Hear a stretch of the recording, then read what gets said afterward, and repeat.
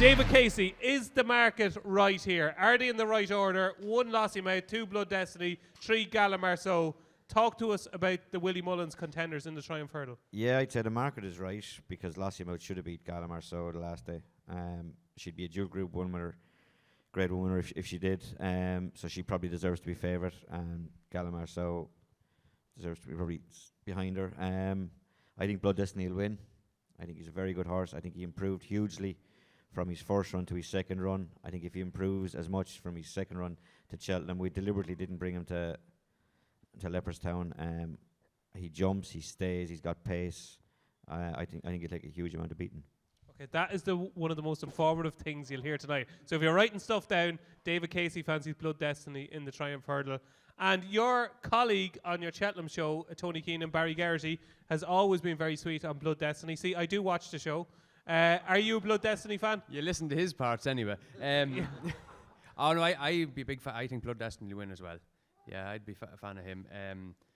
I'd absolutely respect Lossiemouth. I do think she's been winning a lot of steadily run races. I think he'll give her something different, because I think he'll make it a bit of a test.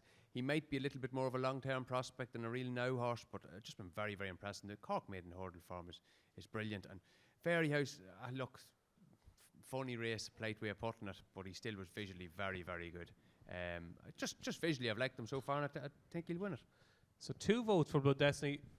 Could Paul Townend ride Blood Destiny? It's not beyond the bounds of possibility, yeah. Okay. It'd be hard to get off a Grade 1 horse. The Grade 1 winner, I suppose, but... Jonny Dineen. Lossiemouth is 7-4 favourite. Blood Destiny is 3-1. What camp are you in? Look, I don't have a huge opinion, but listen to David there. Like, if he fancies Blood Destiny, you have to respect that stuff. They know more about the horse than I do. The horse I would be against was the 3rd favourite. I think Lossiemouth will beat Gallimarceau anyway, whatever about anything else. Look, if they fancy Blood Destiny over Lossiemouth, you'd probably have to go that way then in the end, you know, that kind of way. Yeah, you're a big believer in stables getting it right. Yeah, well, I mean, they should know more than fellas like me talking through your bum, you know what I mean? So, I like, you know. Never did I think. But look, if the guys inside. Never did I think you'd ever say bum. Yeah, but the guys in the yard know more about the horses than me. They're seeing them every day of the week. I'm only looking at it from the out. Like, on farm, Blood Destiny is it doesn't have the farm to win it, but if they rate him better than Lossiemouth, he's halfway home. Okay, so 3-1 at the moment, Blood Destiny. A lot of love for Blood Destiny. Peter, what do you like in the Triumph Hurdle? Look, in my opinion, it's a hard one to call. Look, it's a strange one that Paul didn't ride Lossiemouth first time out, which probably would suggest, I know, look at it, it wasn't showing much early on, but Blood Destiny, look at if David's saying, I actually thought he was the one I'd fancy for it, and definitely listening to David, it's the one they think, but look, it's definitely Willie's race for the winning, in my opinion, anyway. Okay, so another vote kind of for Blood Destiny, a 3-1 for Peter. Well, lads, what do you think on the couch over there? Dennis?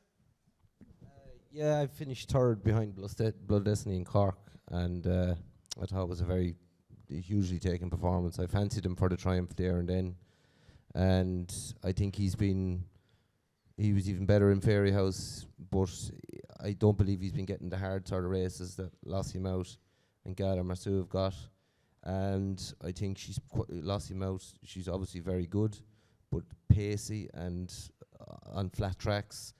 I'd like, you know, Cheltenham, I think might expose. Tiny too. Yeah, might expose her a small Very bit. small. Yeah, she's not big. No, she did win an tie in soft ground, so... Yeah, no, it's not the ground. It's more she's a very, very good horse. I just think my reason, your man going to Cork, Blood Destiny, was working very average. Thought he was only an ordinary horse.